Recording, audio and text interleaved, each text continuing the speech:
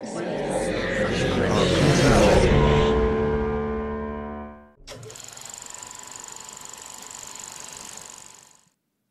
Monster Among Us.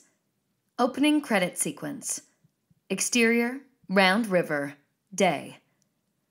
A picturesque small-town parade with a twist. At first, it's all surface charm, homecoming queen, marching band, prize pumpkin. But beneath the Norman Rockwell facade, something darker simmers. A series of quick cuts. A marching band plays an upbeat tune.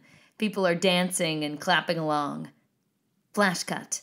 The conductor in one moment is holding a baton. The next frame, he's holding a long, scaly bird's leg and talon. The band's instruments are now made of flesh and bone. Trombones made from femurs and skulls. Rib cages curled into French horns. Saxophones made from vertebrae. Drums have human skin stretched taut across them. Underneath, a barely audible dissonant drone rises, like distant screaming buried under the brass. On the sides of the curb, children wave tiny flags, licking ice cream cones.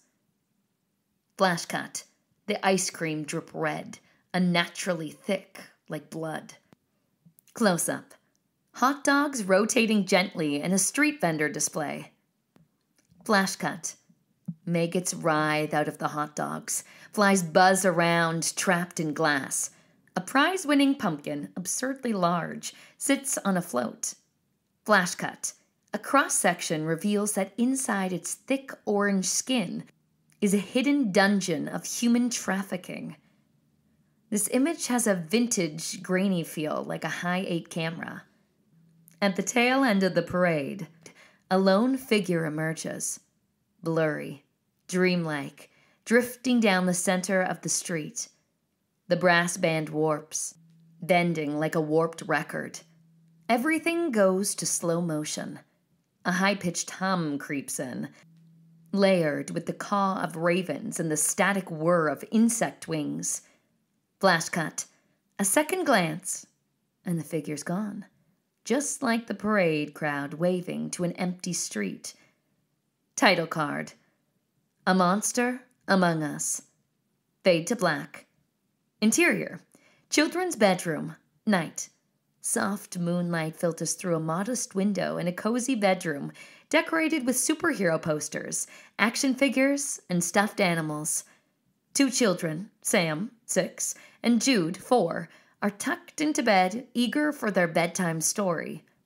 Then, 40s, the reputable small-town mayor and attorney sits on the edge of the bed holding a well-worn storybook.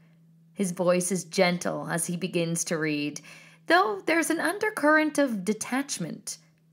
There once was a village, living simply and sweet, until one day a monster crept into its streets. "There's a monster among us," people shouted and screamed. "It's come to reveal things aren't what they seem." The camera cuts between Ben's composed face and the wide-eyed, wondered trepidation of Sam and Jude. "It's hungry, it's thirsty, this beast on the prowl, with antlers and claws and a stench from its growl." Then turns the page slowly, his voice steady, but with a faint sense of pleasure. "It hides in the shadows while you're out having fun. You can try to escape, but there's no place to run." He pauses, glancing at his children with a half-smile as he continues. They couldn't be more ready for the story to be over. "You'll point, you'll blame, and claim your hands are clean, but the monster knows more than any man or machine. It's terrible, it's horrible," people shuddered and screamed. "There's a monster among us, and it feasts on your dreams." So remember, dear ones, as you drift off to sleep, your lies and your mischief awaken things from the deep. There's a monster among us, so by day or by night, keep your hearts aglow with truth's guiding light. Then closes the book, setting it aside with a practiced air of tenderness. He leans forward and kisses both children on their foreheads and begins to tuck them in as if he's got someplace else to be. "Daddy, we don't like that one. Can you read us something else?" "I want Mommy." "Mommy will be back tomorrow morning. Daddy has a big day at work tomorrow, So that was your story for the night. Sleep tight, my little monsters. Interior, hallway, night. After a moment, then rises. His smile fades into a more calculated expression as he walks down a dimly lit hallway. Even though he's in his own home, he's almost tiptoeing with care.